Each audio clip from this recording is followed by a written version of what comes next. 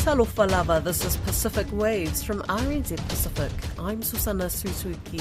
Coming up, many died and they will be missing in the village.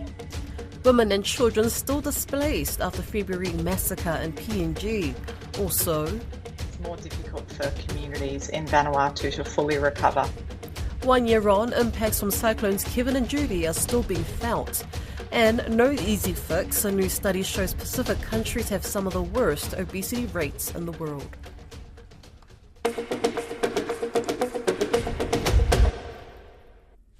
Tribal warfare in Papua New Guinea's Inga province dating back generations is said to show no signs of easing and considered a complicated problem because of PNG's complex colonial history. In an interview with Lydia Lewis, one of those who claimed to be one of the killers involved in the massacre, has revealed that mercenaries are collecting bullets for the next revenge attack, despite the government issuing more powers to the military. And a warning, the story contains details that may be distressing to some listeners. This is the sound of the guns being used in a show of power ahead of the attack that killed more than 70 people. And this is a tribesman translating for one of the men hired to kill. He used gun and ammunition to kill 10 people. This is what he's telling me now. That's 10 people apparently killed by one man on what's been called Bloody Sunday. And the attacks have not stopped there. A video has been circulating on social media platforms of what appears to be a young boy pleading for his life. The video seen by RNZ Pacific shows the child being hit by a machete until he falls to the ground. The man who says he's responsible was introduced to us by a tribesman via video chat. This is the Ironman. If they put 2,000 kina for him and say go and bend at a village, he goes with groups and then kill the village, clear the village. They give him money, he took it and go to his village. The so-called hire man stands slouched over, holding a machete. He looks at the camera and recounts how he killed a child he believed was on the enemy side. The tribesman translates. He was using bush knife to cut a guy there, small guy, and he was feeling really bitterness on his heart, and he got bush knife and cut that boy, he's saying. The tribesman says the child was killed with a machete because the gunmen have run out of bullets. They are already collecting bullets. The other side are getting ready for bullet, and the other side are ready for bullet. The other side have kill numbers, and wicked on the other side are beat. Many Ingans have lamented that the traditional rules of war have been ignored as children have not been spared in the conflict, and societal norms that governed their society have been broken. A woman who was kidnapped last year in Hela in the Bosavi region, a different area to where the recent massacre took place, and held for ransom, Kathy Alex says PNG is on the verge of being a failed state. If we look at indicators that shows that a failed state, we are already in it. We're losing values. The core of this nation is values. Values that all societies together. Tumbuna bring me all in value long. You come out with Tumbuna blue sign. When asked if shooting people is the only way, this was the tribesman's response. Yes, that's the only way. Because we don't have proper government to protect us from enemies. In order to protect ourselves, houses and assets, we have to buy guns in order to protect them. We are living in the isolated areas. Because when they come and shoot, I'll have to use guns to shoot them. Wapenamanda community leader Akila Kunza says mediation is underway between the warring factions in the remote highlands to prevent further violence. Mr. Kunza translated the words of a woman who was at one of the meetings. Many died and they will be missing in the village. Houses were burnt down. She says she walked 20 hours on foot with 7 children to flee the violence. Just over 2 weeks on, like many, she's still displaced. In news just in, the ABC is reporting a leader of the tribal fights in Papua New Guinea's Inga province and his supporters who were arrested yesterday have been set free after investigations.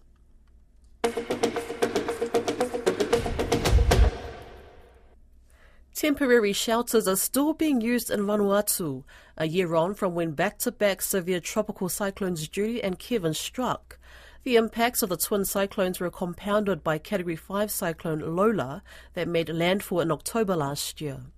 Save the Children's Vanuatu Country Director Polly Banks told Caleb Fotheringham communities are anxious about the future of their livelihoods. It's been 1 year since the twin cyclones Judy and Kevin struck Vanuatu, and they directly impacted more than 80% of the country's population, and the destruction at the time was widespread. There were thousands of homes, hundreds of schools and other buildings that were destroyed or damaged. And the government of Vanuatu declared a 6-month national state of emergency. And since then, recovery efforts have been ongoing, but the climate crisis and the ongoing risk of disasters has meant that it's more difficult for communities in Vanuatu to fully recover. And I guess this was reflected with Tropical Cyclone Lola. It was a Category 5 cyclone and it hit 4 months ago from now, but it also hit, as you said, before cyclone season had even officially commenced, which was a historic first, a Category 5 before cyclone season had commenced for the Southern Hemisphere. And so back to your question of what's the current situation like now, so many families across the country remain badly impacted. There's many school buildings that still need to be rebuilt, and crops are still recovering. And that's particularly significant when a large portion of the rural population relies on backyard gardening for their nutrition. For some families as well who lost their homes and all of their crops, the recovery is definitely not yet complete. For example, in some of the worst affected communities 1 year on, my team have been visiting and finding out how the recovery effort is going. And there's homes that are still damaged and where families are still relying on tarpaulins provided by Save the Children, with funding from the New Zealand government and the Australian government back in Cyclone Judy and Kevin recovery. So still a year on, they're still utilising those tarpaulins. Wow, that's a very long time. Anecdotally, do you get an idea of how many people have recovered to a position that they were in previously to these twin cyclones? Does it feel like most people have got back and we're just talking about a small portion of people who still have the tarpaulins that you mentioned before and their gardens haven't recovered, or is it a large proportion of that 80%? Yeah, look, from TC, Judy and Kevin, the recovery has certainly progressed, but because of Tropical Cyclone Lola affecting so many people again, the recovery effort really has many months to go on that front. And look, the population is incredibly resilient. Children are really resilient. But we're finding with the impacts of climate change and the increased frequency and the increased ferocity of cyclones that there's just not enough time between the cyclones for children and their families to recover. Particularly what we're seeing now is the damage to schools is one of the greatest impacts, rebuilding schools and getting roofing sheets and hard equipment out to really rural villages to rebuild those schools is really challenging. And crops as well is a key impact that we're seeing, regrowing crops to ensure adequate nutrition. And how are people feeling about all this? Because it must be incredibly exhausting rebuilding your home time and time again because of these cyclones. Yeah, look, we've done a number of studies and we've provided a platform for children to speak and for families to speak about their experience. And far and away, we're just hearing that communities are concerned, they're worried, they're anxious about the future of their livelihoods, the future of their homes, the future of their school buildings as a result of climate change. One young child that we spoke to, Noah, in the days after the twin cyclones and then more recently in the last month, was saying to my team, I hate cyclones because it damages the environment, including our houses and gardens as well as my school. And Noah told us, I am always worried when I see a dark cloud of rain over the sky. Interestingly, in December of 2023, Save the Children and UNICEF organised a public speaking forum for young people.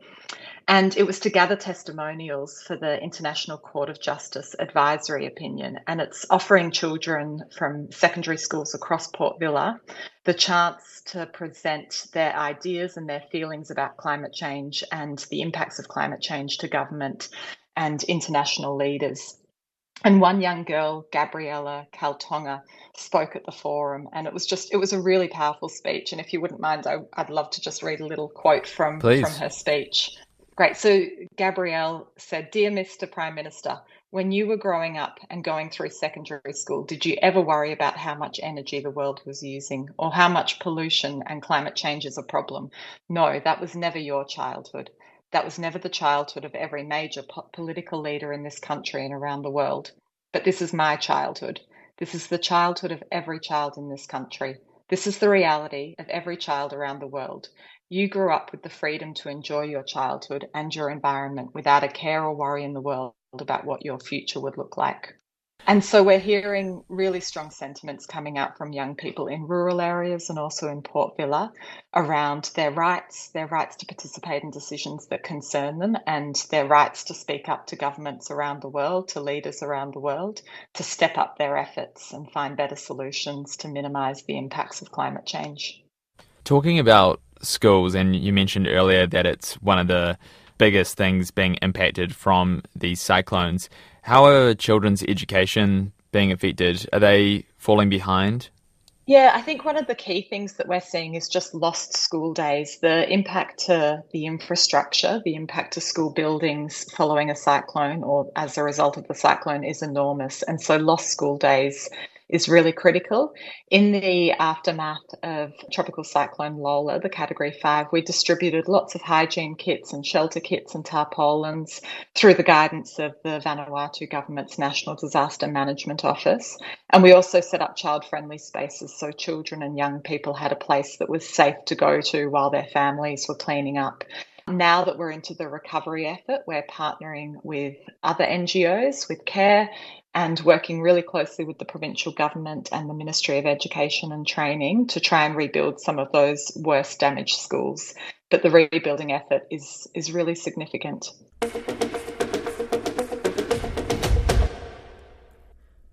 Fiji's President Ratuwiliame Katunivere opened the 2024 parliamentary session in Suva earlier this week, calling on MPs to put the people first. While the key message to the elected representatives on both sides of the House was to work together, the President raised concerns about unscrupulous politicians creating racial disharmony. Ratuwiliame didn't name names, but he stressed that decorum in parliamentary debates had an effect on inter-ethnic relations. Fina Funua has more.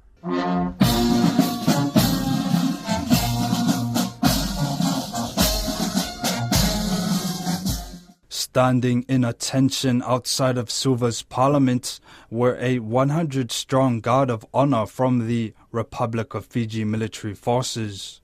President Ratuwiliame Katunivere saluted them before opening parliament with a customary speech. In the address, President Ratu Katunivere complained about politicians creating racial disharmony. It is, however, unfortunate that some unscrupulous politicians continue to instigate mistrust amongst our community for their own political ends. I humbly plead to you all to continue to promote harmony and embrace diversity in our nation.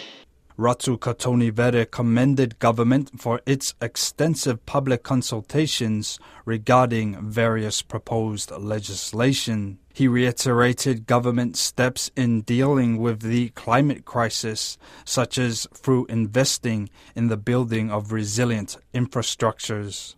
In foreign policy, Ratu Katunivere said the government actively promoted the Ocean of Peace, a concept calling for a conflict-free zone region that served the interests of Pacific Island nations. It is anticipated that the Ocean of Peace concept, once accepted and embraced by all Pacific Island member states, would effectively create a 32 million square kilometers of member state territorial waters as a major geopolitical bloc, which will enhance the Pacific position in the global scene. The event marks Prime Minister Sitiveni Rabuka's second year in power since his election in December 2022.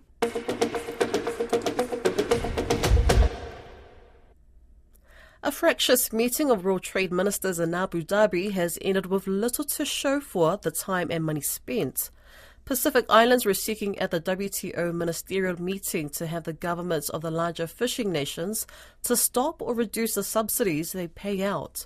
This didn't happen, but a spokesman for PANG, the Pacific Network on Globalization, Adam Wolfenden, told Don Wiseman that is a better result than having a substandard deal foisted on them, which had been the prospect right to the end. No, and it's not for lack of effort. And I think We've seen that was put on the table, the text that particularly on fishery subsidies that was on offer right up until the last minute. There were still quite a few holes in it that, from I think Pang's perspective, needed to be fixed for a deal that was met that would fulfill the promises of these negotiations. While that fell apart, and I think that there's some positives within that, it's not for want of effort. And in particular, the Pacific did a lot of negotiating and really fought a fight to try and get an outcome that held those big distant water fishing fleets in particular to account, like called for a standstill and a reduction in those subsidies.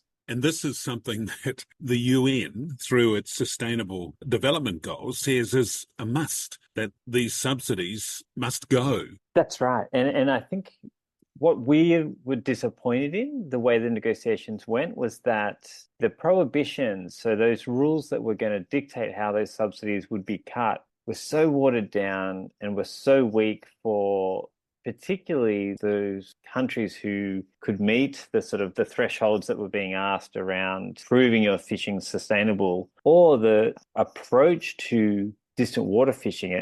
By the end, it was very much try your best to not make these subsidies. Our opinion on that was that that's a complete failure of the mandate. The mandate was saying you need to prohibit these subsidies that contribute to overfishing and overcapacity. And what was on the table for the big fishing fleets failed that completely. So essentially, what the Pacific was looking for never even made it onto the agenda. Well, what came onto the agenda that the Pacific would have been happy with was what they proposed. And they came to these ministerial with a strong proposal to explicitly come up with a mechanism to make the subsidies, particularly for distant water fishing, come to a standstill and then, reduce within a certain amount of time. So they were very clear in what they were asking for and explicit that this had to have an impact on the subsidies. And, this was, I think, heavily contested by a lot of the big fishing nations because, it's very much in their interest to not have that come into effect. So what we ended up seeing was a text that was circulated that largely gave those big fishing nations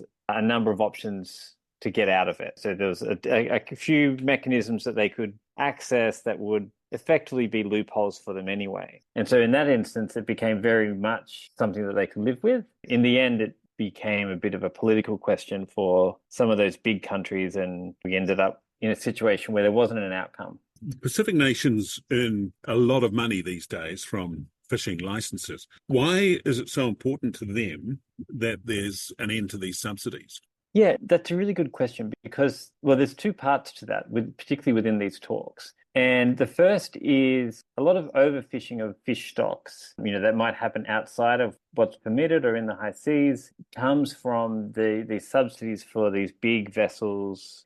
It's not profitable for them to fish so far away from home without at least some support. And so cutting those subsidies would help both in terms of limiting their ability to catch more than they're allowed, but also it opens up the prospect for Pacific countries at some point, and we know some of them have a particular plan for increasing their own domestic fishing capacity at like an industrial scale. And, when you have your own boats fishing your own resources, the economic benefits to that are far greater than if you're paying someone else or someone else who's coming in, taking the fish and taking it elsewhere. And so we see these subsidies play into that. And it's all part of the ability of these countries, the Pacific countries in particular, to be able to, when they're ready, start to develop their own fleet. So on the matter of fishing, no agreement of any substance at the WTO meeting. Where to from here? Yeah, so there was no agreement at all, and it's going to be sent back to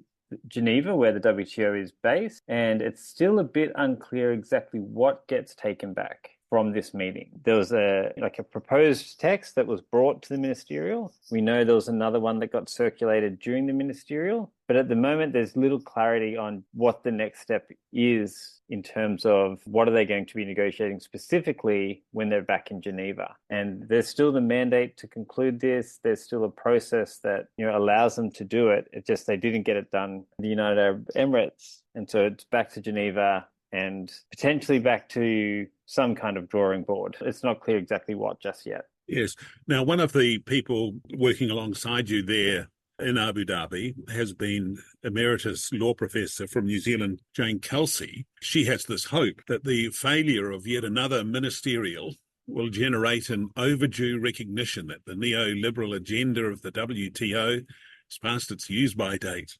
How likely is that? I don't think it's particularly likely in the short term, but I think some of the issues that have been exposed at this ministerial, I think, speak to some fundamental tensions and challenges that the WTO is really grappling with. And I think if we were to look at the fisheries subsidies agreement, so the one that got agreed last ministerial and even the negotiations this time, the way that the WTO attempts to deal with some issues like sustainability or like complex issues around fisheries or even climate change, it starts to hit a real wall because it seems compelled to approach them in a way that is solely focused in creating a better business environment. So lowering import taxes, lowering the ability of governments to regulate services.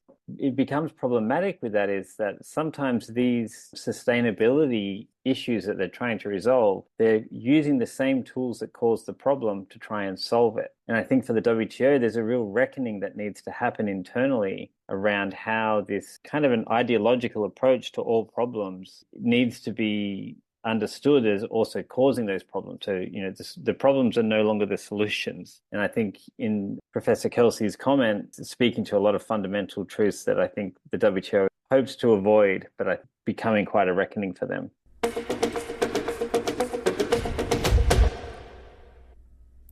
About 70 to 80% of adults are living with obesity in Tonga, American Samoa and Nauru. It was revealed in part of a study on worldwide trends in underweight and obesity published in the Lancet Medical Journal. The highest rates of obesity in the world for women was in Tonga and American Samoa, and for men it was American Samoa and Nauru. Pacifica Health leader Sir Colin Tukui Tonga told Caleb Fotheringham there's no easy fix to addressing obesity. It's a long-standing issue. This study is an ongoing study done at UCL, the University College London, with WHO, and has been going on for some years. The problem of obesity is not new. In the 70s, some researchers pointed out for the first time the problems of diabetes and obesity, primarily in Nauru, related to their wealth at the time and changed consumption patterns with imported food items. But pretty much since then, it's just taken off, and it doesn't appear to be declining at all in the islands, despite the best efforts of many people. So in overall human terms, is a recent phenomenon directly related to the change in diets from traditional fresh fish and locally grown crops to imported, highly processed food items, flour and rice and tin fish and so on. So over a long time span, relatively new, but in terms of the study itself, it's not new. The study has been monitoring trends for some years, and this was referring to the period 1997 to 2022, I think it was. So the findings are not a surprise in many ways. I know I'm sure there's no easy fix to this, because I'm sure people have been trying to fix it for some time, but do you have any ideas of what can be done to help reduce the rates of obesity? With great difficulty. If we knew the answer, I wouldn't be talking to you, Caleb, but be making a ton of money. This is a challenge that many people have, of course.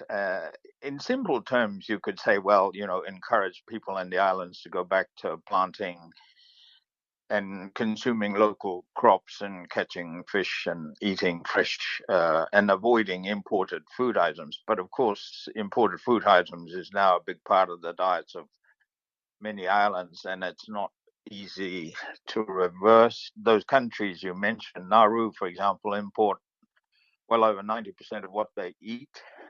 The same in American Samoa and Tonga. So it's closely related to trade in processed food. So you could argue if you turn that off or modify that, theoretically, you could reverse the trend. The problem, of course, is that people is finding all of these food items convenient, more affordable in many ways, because local crops can be expensive.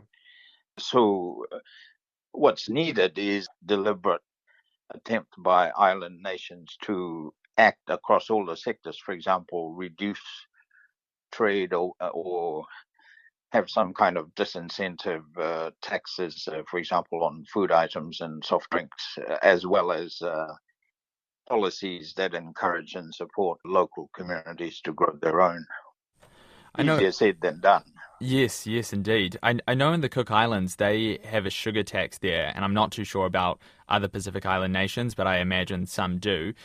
Do you know if is that successful? Yes, at least 14 of the small islands have imposed a sugar tax on soft drinks. There's some pretty good studies out of Tonga, which shows that increased tax on soft drinks reduces consumption, but also correlated with that was increased consumption of water. So there's no doubt that taxes on soft drinks have an effect. It does reduce consumption.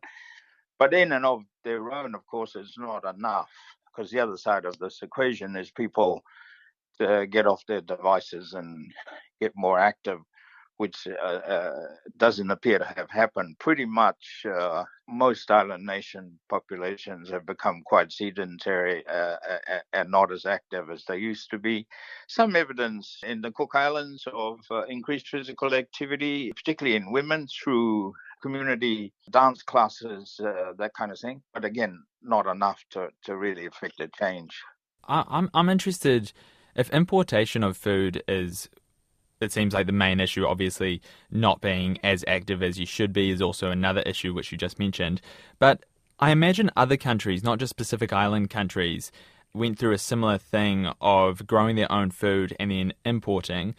Is something unique about the Pacific Island nations that means their obesity issues is actually worse than, I don't know, maybe some other countries that have done a similar shift from growing their own to importing foods? Well, the Lancet article pointed out that in the Middle East and North Africa, obesity rates are also very high. And in those places, I understand, again, they've moved away from traditional crops to imported food items. There doesn't appear to be anything particularly unique in the islands compared to other parts of the world. I mean, the Caribbean has similar issues.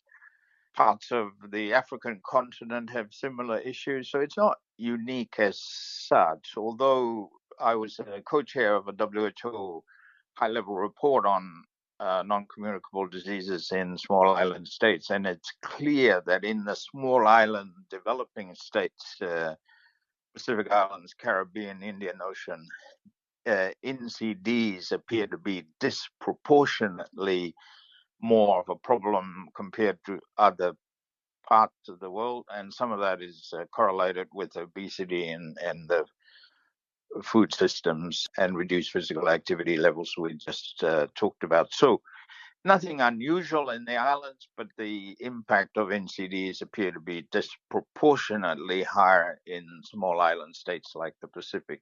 Okay, is that because obesity is worse, or is it the same and there's something else going on?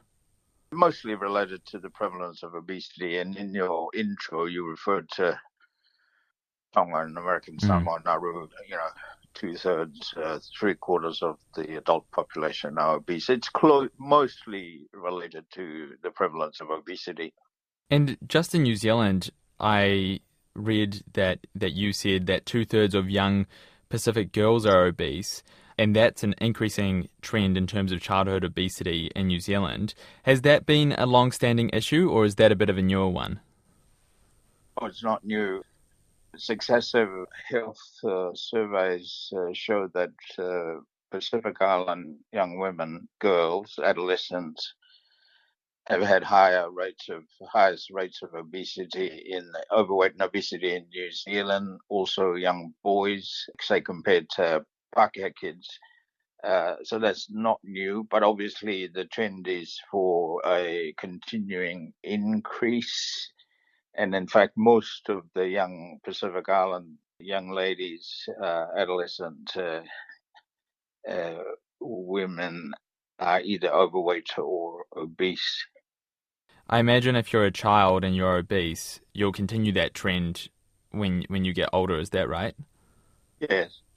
An obese child makes for an obese adult. That's pretty well established.